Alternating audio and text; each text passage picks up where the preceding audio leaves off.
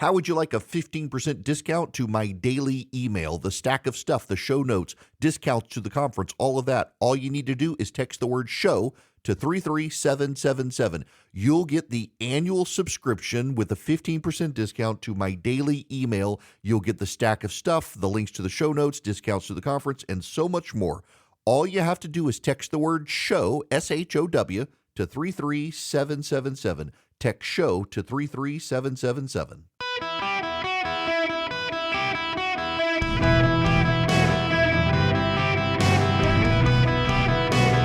Welcome to the Eric Erickson Show podcast, Hour 1. Hello, America. Welcome. It is Eric Erickson here across the nation, and a big day on this show in particular. If you are in Tulsa, Oklahoma, listening to KRMG, or Dayton, Ohio, listening to WHIO, or in Jacksonville, Florida, listening to WOKV. I've been on in the evenings there, and as of today, live noon to 3 p.m., and if you're listening to one of those stations when I'm normally on, you're hearing me telling you that, hey, guess what? I'm on live now, midday in your market. Welcome. It is Eric Erickson here. The phone number, if you want to be on the program, 877-973-7425. For those of you listening, you're like, who is this guy? Well, I want to begin with a story. As we talk about Mitch McConnell, you can get a sense of it. As the editor of RedState.com for a decade, I am a longtime critic of Mitch McConnell. In fact, there are a lot of people online, on TV, and on radio who are laughing about McConnell's end as Senate Republican leader. He will step down in November. And unlike every single one of them, I have actually paid a price for opposing Mitch McConnell. It's very interesting to hear and see the people puffing up their chests denouncing Mitch McConnell. It cost them nothing. I was a Fox News contributor for 5 years. And in 2014, as editor of RedState.com, began an effort to draft Matt Bevin to run against Mitch McConnell and primary him. We were successful in getting Bevin into the race. I helped him raise money, and Roger Ailes, then the president of Fox News, informed me that if I continued down this path, I would never appear on Fox News again. Oh, I continued down the path, and for 2 years, actually, was not on Fox. They took me off, and I was essentially, because of my contract, I couldn't go on any other network. I got no exposure whatsoever on TV. And at that time, as I was growing my career, TV exposure was a useful tool to help me grow. And I was denied it by Roger Ailes for daring to criticize openly and publicly Mitch McConnell. Ailes, you see, had been Mitch McConnell's campaign manager in 1984. And Elaine Chao, Mitch McConnell's wife, was on the board of directors of Fox's parent corporation. And I was perfectly happy to be denied the ability to be on Fox because I could wage jihad against Mitch McConnell, and I lost. And what I learned is that Mitch McConnell doesn't care.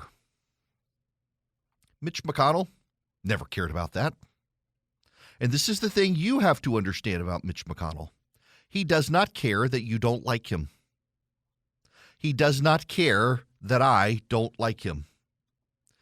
He does not care because he's too busy putting points on the board for you and me that we probably don't appreciate.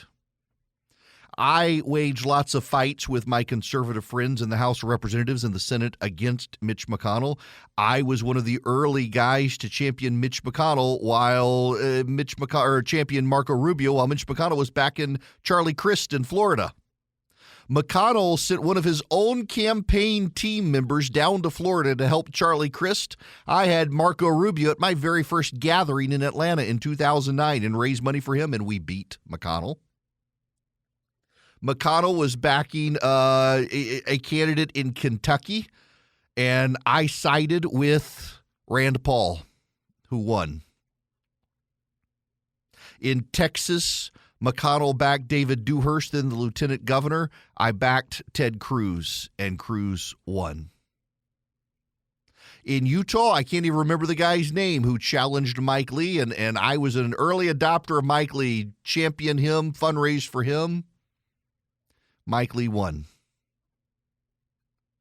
At the ballot box and among candidates and conservatives, we conservatives could be successful against Mitch McConnell, but he kept winning in the Senate, and he did not care about us. He does not care about your complaints. He does not care about my complaints. He did not care about how vilified he would be by Republicans or Democrats, and he didn't care about his popularity either. He didn't care that Republicans and conservatives would attack him on the campaign trail, and would conservatives in the Republican Party would do to him what they did to Nancy Pelosi. Didn't care. He didn't care that Democrats would go on television attacking him as the worst politician in America. He does not care that to this day Mitch McConnell has the lowest popularity of any national political figure. Mitch McConnell is more unpopular than Kamala Harris, and that takes some doing. He has a 21% national popular approval rating. He doesn't care.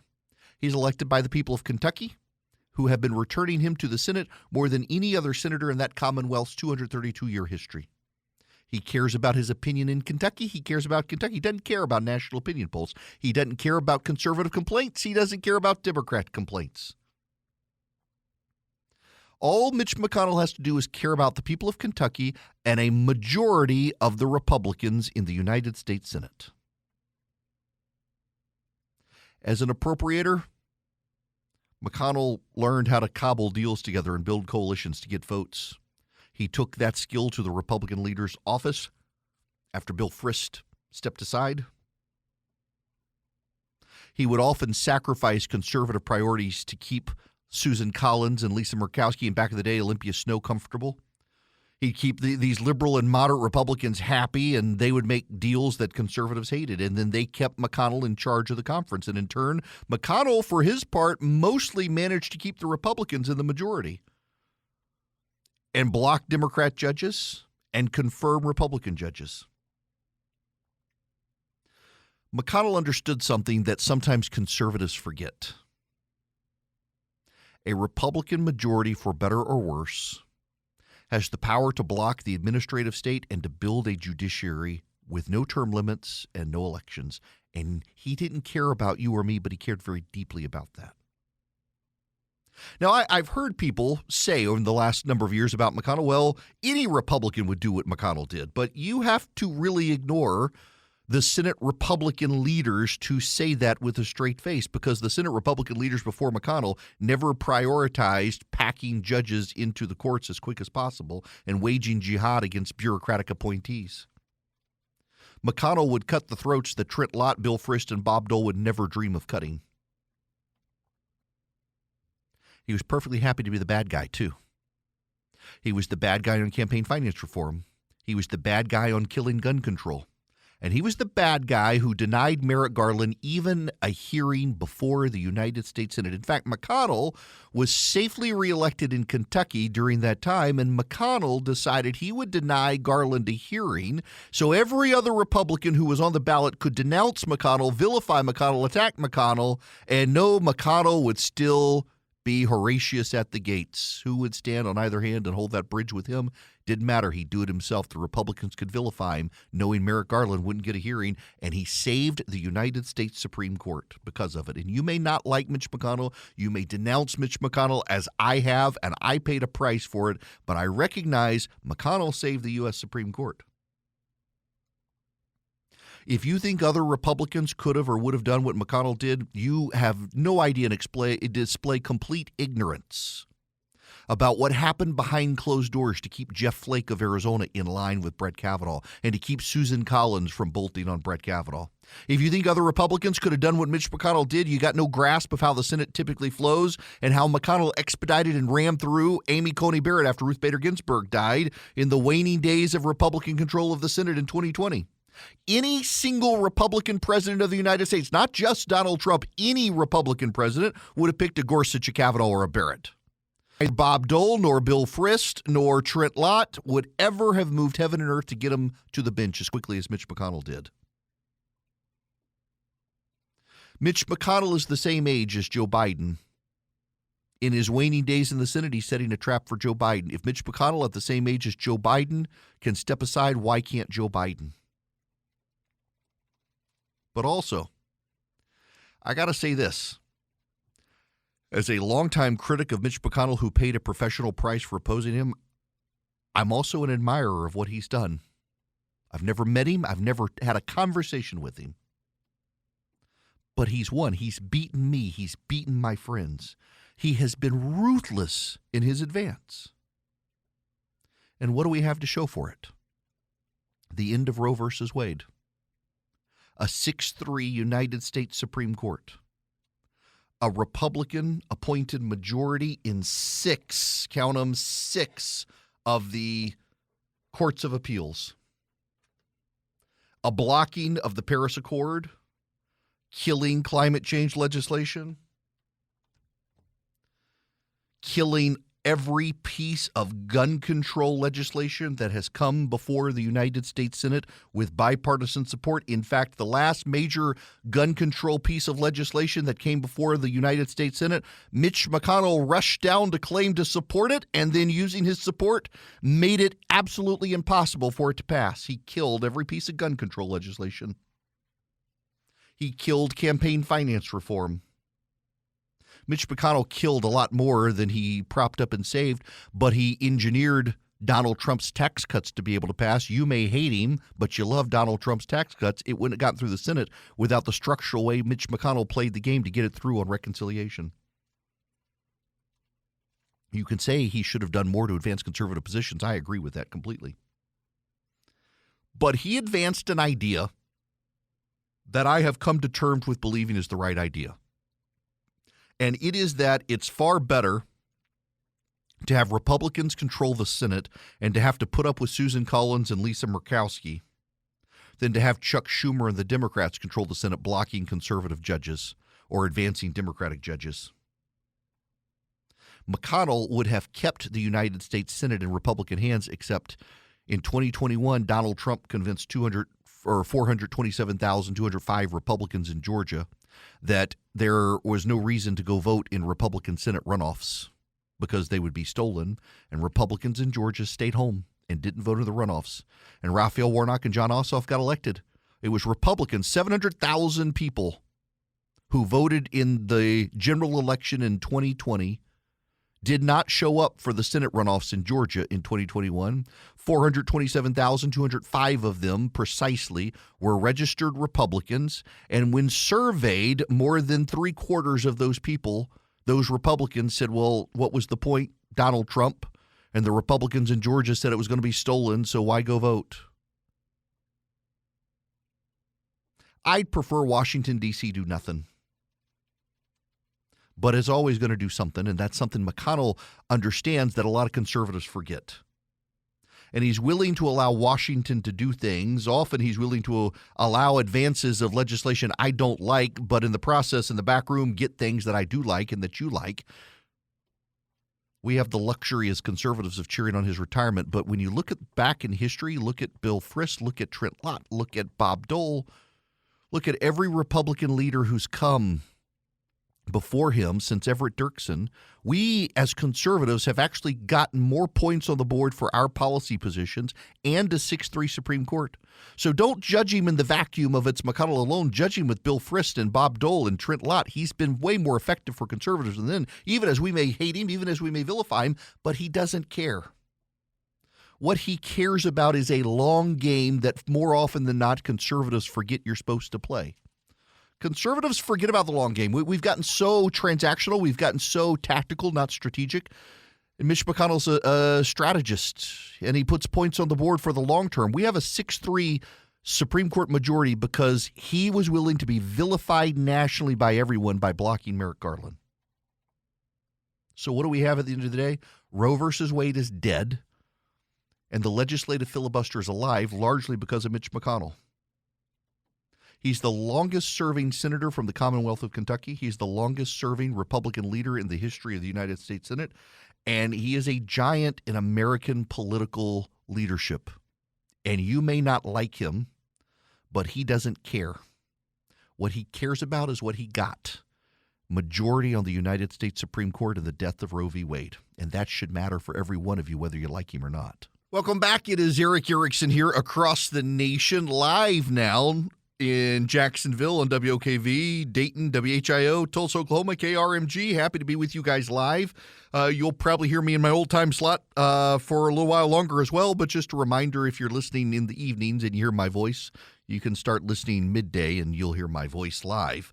Taking your phone calls, 877-973-7425. This is Ron DeSantis a short time ago. And so we're now sitting here decades later, and you've had Epstein, and then Maxwell is actually in prison in Florida, and yet nothing else has ever happened with any of this. How is that possible, given the magnitude of what was going on? And what was going on in Florida was only a fraction of what was happening, because you had activities and abuse in New York City, in the Virgin Islands, and this was a massive, massive operation here.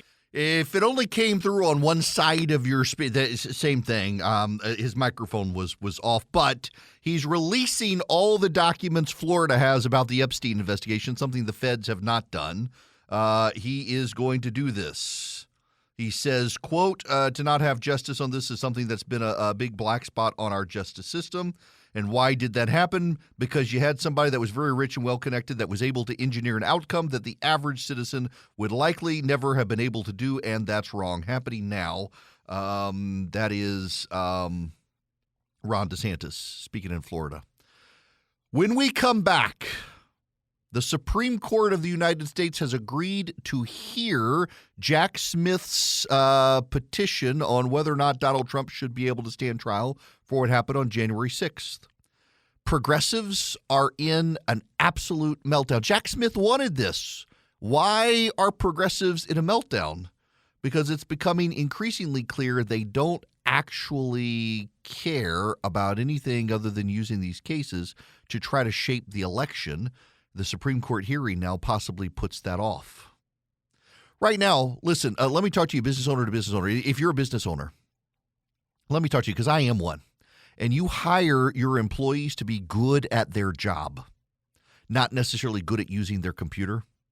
And oftentimes they don't want to get help because they think they're supposed to know it and they don't. For $179 a year, you as a business owner can hire Vision Computers to be your essentially IT department, so your employees can call Vision Computers anytime without you knowing about it and ask their questions about their computer, get their email resolved, their printer support resolved. It's only $179 per year.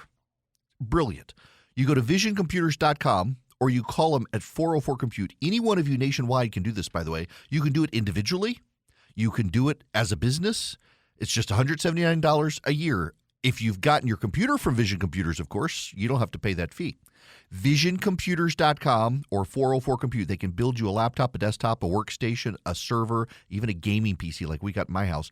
And then they can also be your IT department. VisionComputers.com, 404-COMPUTE. Call them today. Tell them I sent you. Hello and welcome. It is Eric Erickson here across the United States of America, Dayton, Tulsa, Jacksonville. Thank you for having me live now. Y'all can tune in every day at noon to 3 Eastern, 11 to 2 Central, and get the show. You can text the word Eric, E-R-I-C-K, to 33777 and get the list of links for the show notes, the live stream, the podcast, the social media links. Hey, my new pizza oven comes tomorrow, so follow me on Instagram as I set this sucker up and start cooking. And it's not really a pizza. It's just an outdoor oven, but it's for making pizza and bread and stuff, and I'm going to have fun with it until Sunday, when I have to go to Washington with a bunch of 8th and 9th graders.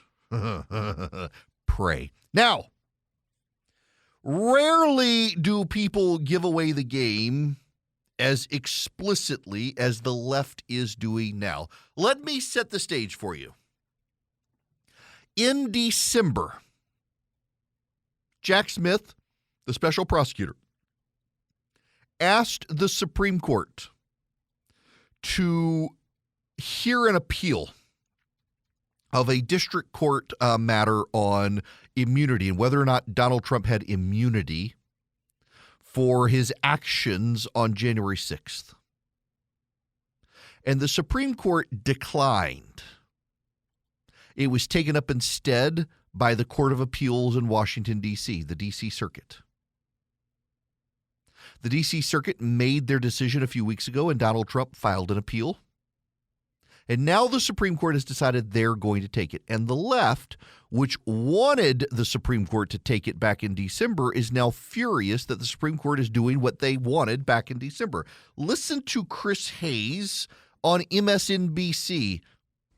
I want to be crystal clear here about the import and significance of today's news, because I think a lot of the reporting has missed this. What happened today? This one-page order looks anodyne, right? It is an unmistakable sign from the MAGA majority of the Trump-created court that they are with him, that they are going to use their power to make sure he does not face trial in an election year for attempting to end American democracy. We can just stop that whiner right there. Here's Adam Schiff with Wolf Blitzer on CNN. Hard to understand the decision, Wolf, except that it is likely some of the justices simply want to assist Donald Trump in delaying the resolution of this case in the hope of pushing his trial off past the election. If that were to happen, then of course Donald Trump would try to, if successful in the election, make the whole case go away.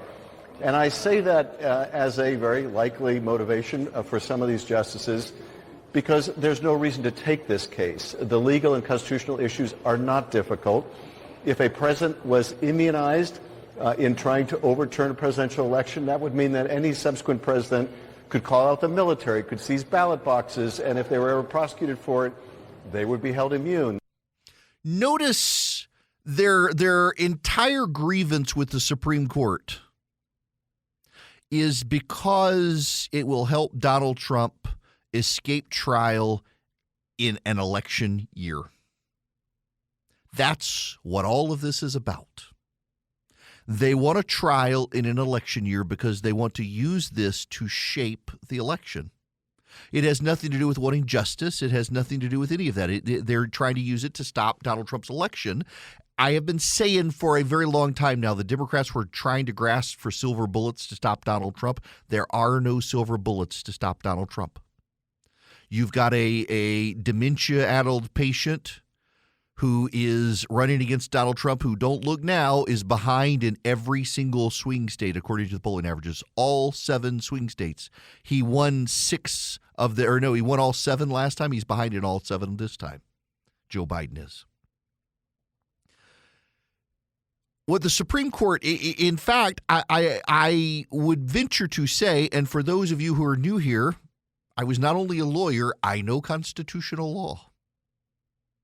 The Supreme Court rarely jumps ahead of courts of appeals. There's a process.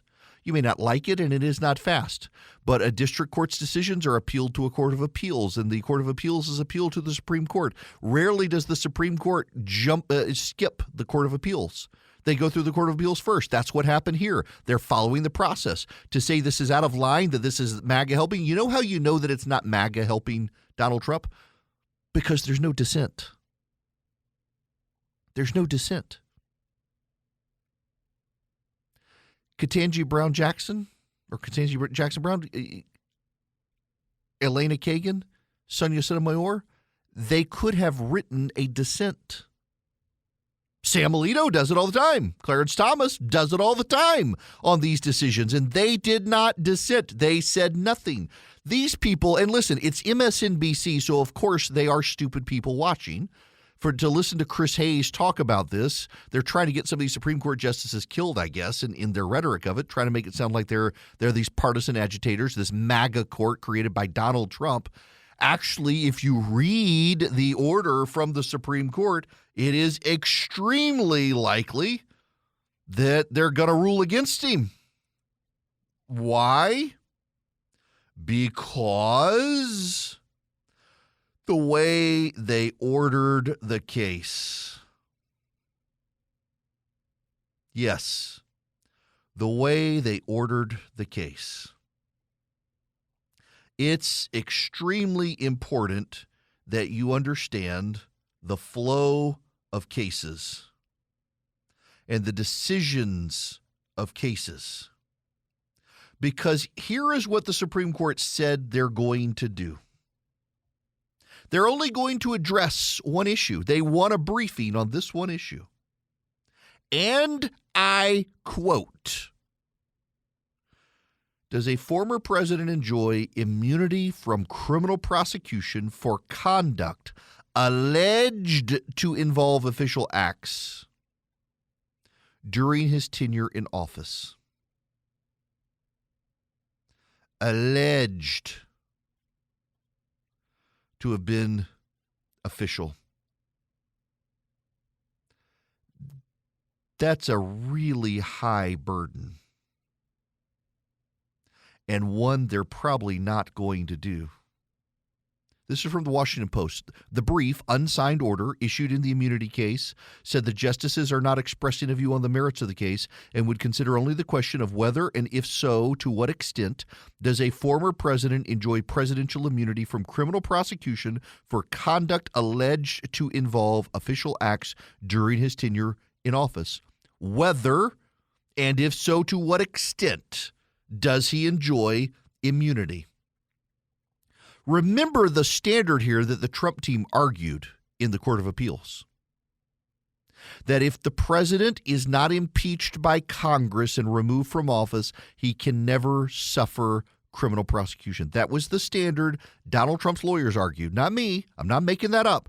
Remember the scenario that was then thrown out. What if the president of the United States sent SEAL Team 6 to assassinate his political rival in a campaign?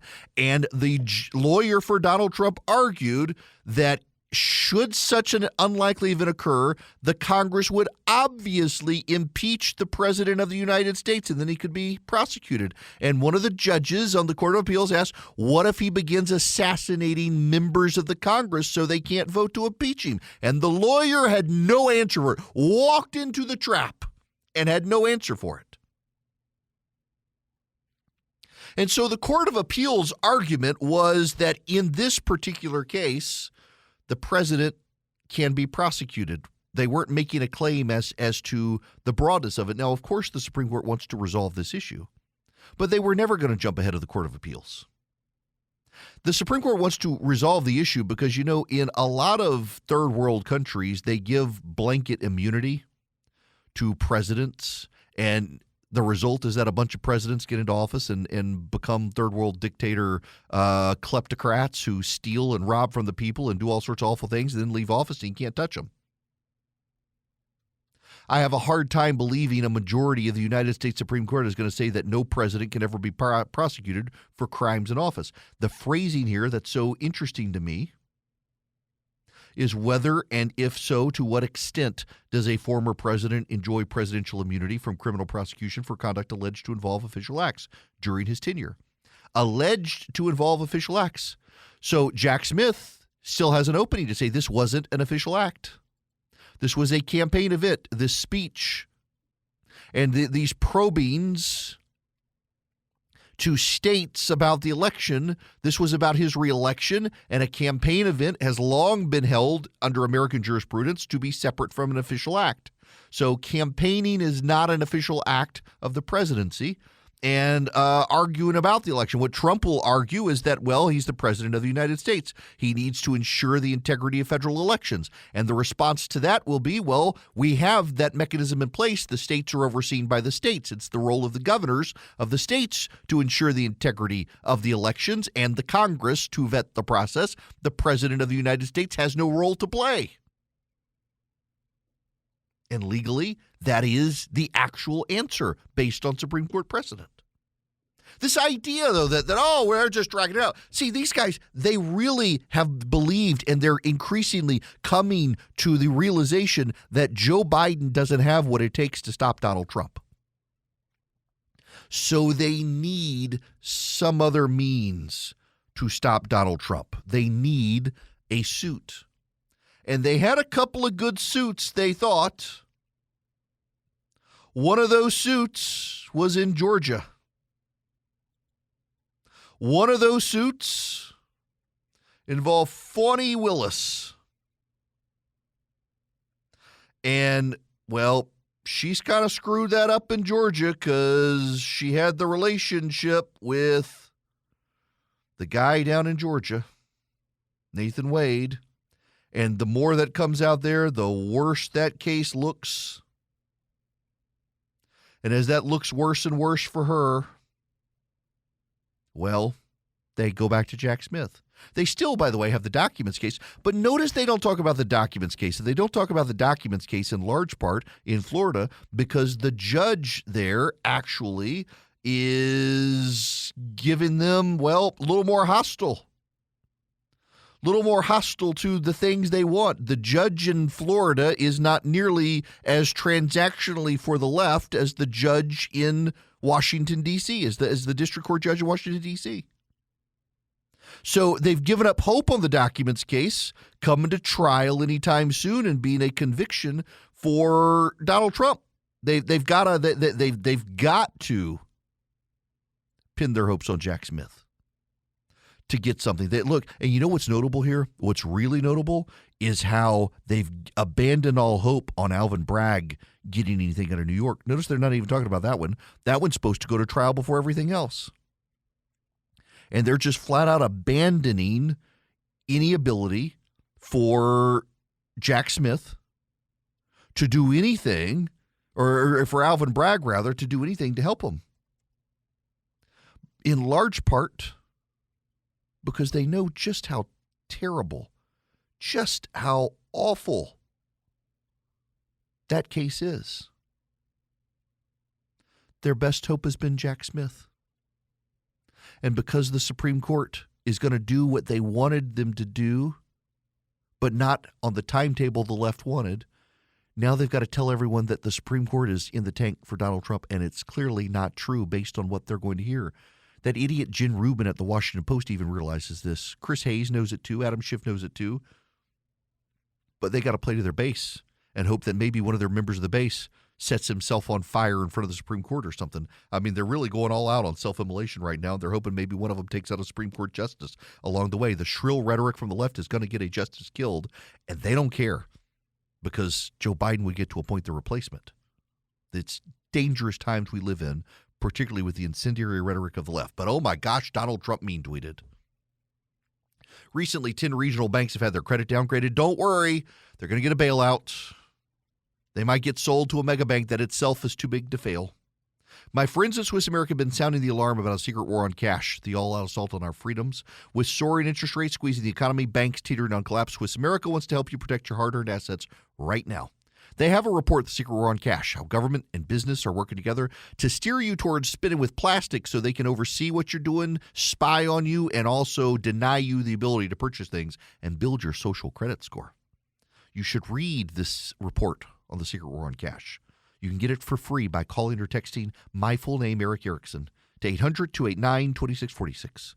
The all-out war on cash includes digital forms of currency. It is spreading. So get the report for free. Just mention Eric Erickson when you call or text 800-289-2646, 800-289-2646. You can also go to SwissAmerica.com/Eric. That's SwissAmerica.com/ERICK, or call or text him 800-289-2646. Message and data rates might apply. This hour of the program brought to you by First Liberty Building and Loan. Wherever you are nationwide, they can help your business. The phone number is 877-973-7425. And go check out First Liberty at firstlibertyga.com. See if they can help you. Let's see. I want to go take Nate's phone call real quick. Nate, welcome to the show. Hey, Eric. Thanks. Quick question for you on the court thing. So if the Supreme Court rules that presidents are immune from prosecution for official acts, except for those, that could lead to impeachment and conviction by the Senate, and then remands it back down to the district court, isn't there going to be a hearing then on whether or not the acts conducted by Trump were official in his official capacity, and yes, which is then subject to interlocutory appeal that'll go all the way back up again? Yep. Okay. Yep. Yeah. I figured. So there's. Yeah, I mean, and so this is the thing think it's too. Go that way? Yeah, I mean, this is what the left is forgetting too. If that happens, that's also going to put this trial. There was no way it was ever going to happen this year. The wheels of justice grind slowly, and they know that. So yeah, so go ahead. It sounds like no matter what they rule, it's unless they just adopt the D.C. court's ruling, it's going to flounder in appeals court hell for the next, year or so. Yeah, absolutely, it is. And that's the nature of the beast. That's such a great issue. Now, Charlie said, "Hey, can you explain Nate in like easy language?" Yeah. So okay. So there are appeals, like interlocutory appeals. So there are some decisions that a trial court makes that can't be appealed until the end of trial. And then you can go through the appellate process. But there are other appeals that can be appealed before the trial goes to trial. And those tend to be the issues that set the parameters by which the trial will take place. So, for example, is this an official act or a campaign act by Donald Trump? If the judge says it's a campaign act, well, that shapes the parameters of the court case and the trial and what they can and cannot hear at trial. So that can go on appeal to the Supreme Court before the trial begins. If it's a random procedural matter that doesn't affect the parameters of how the case can be argued in court, well, that can wait until after the case is over. You may not get all of those nuances, but the lawyer should. And so anyone who's a lawyer out here who thinks that this is outside the bounds of normal stuff for the Supreme Court is flat out wrong. And the most disturbing thing is there's a University of Michigan law professor who used to be a U.S. attorney who's tweeting today. She teaches law students. She's saying the right to a speedy trial isn't just for the defendant, but for the people as well. No, the hell it's not. Under the United States Constitution, the Sixth Amendment applies for the accused. The accused has the right to a speedy trial, not the people. Remember, in our due process system, every advantage goes to the defendant, including the presumption of innocence until being proven guilty. The left that claims Donald Trump is the authoritarian totalitarian, they're proving that they are who they say he is. It's a mirror image here. They do not care about due process. They don't care about rights. They don't care about justice. They care about getting Donald Trump out of this race by any means necessary because they know Joe Biden's going to lose.